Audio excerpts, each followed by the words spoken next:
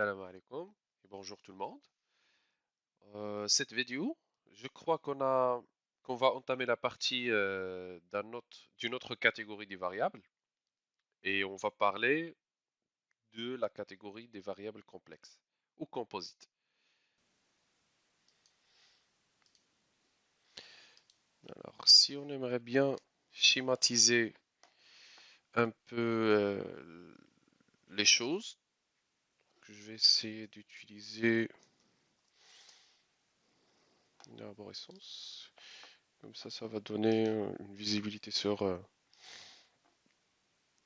cette hiérarchie. Donc, je vais utiliser. Alors, donc, on a dit il y a deux catégories de variables. Donc, il y a les types scalaires et il y a les types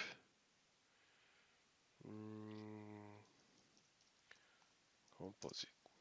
D'accord? Pour le type scalaire, on a dit qu'on peut le déclarer directement avec le type de la variable. Sinon, on peut utiliser %type pour faire la référence à au type d'une autre variable. Donc, je peux le faire ici aussi. Donc, soit référence à une variable ou référence à un champ de la table. D'accord? Alors, pour le type composé ou le type complexe, donc on a deux catégories. Il y a record, il y a collections. D'accord? Alors, record, la même chose, on peut la définir en utilisant l'instruction type qu'on peut utiliser une référence. Mais cette référence, c'est pas euh, type, mais c'est row type pour faire référence à la ligne d'une table existante déjà, bien sûr. D'accord? Pour les collections, on va trouver qu'il y a les V-Ray, il y a les tables et il y a ce qu'on appelle associative array. D'accord? Mais ce qui nous intéresse beaucoup, c'est la partie V-Ray et table ou nested table.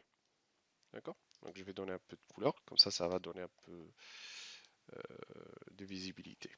D'accord? Donc deux types ou deux catégories de variables.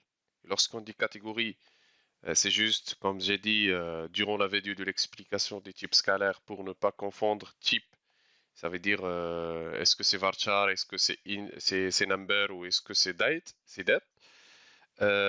Type aussi fait référence euh, à la structure de la variable. Qu'est-ce qu'elle permet de stocker réellement? D'accord? Donc scalaire, elle permet de stocker une et une seule valeur. Atomique, bien sûr, c'est une valeur scalaire. Et là, on peut définir cette variable en utilisant, en déterminant exactement les types. Soit on fait référence soit à une variable déjà définie, soit à un champ d'une table existante déjà. Pour le type composé, donc on a le type record et le type collection. Donc le type record, on peut le définir explicitement et de la manière qu'on veut. Soit on va utiliser pour son row type pour faire référence à une table. Type collection, il y a trois types. Donc il y a V-Array, il y a nested table ou table et il y a associative array. D'accord? Donc aujourd'hui, on va commencer les collections et on va commencer à travailler avec les V-Array pour savoir les particularités de euh, chaque, chaque définition ou même l'utilité de VArray. D'accord? Donc, les vidéos suivantes, ils vont déterminer les collections ou les collections. Je vais expliquer un peu les VArray, par la suite table, et je vais passer directement à record pour définir une ligne ou une record en utilisant type, soit en utilisant row type. D'accord? Donc voilà, c'est une petite introduction sur les types composés et on se verra dans la vidéo suivante pour commencer nos types composés. Merci pour votre attention et à la vidéo suivante.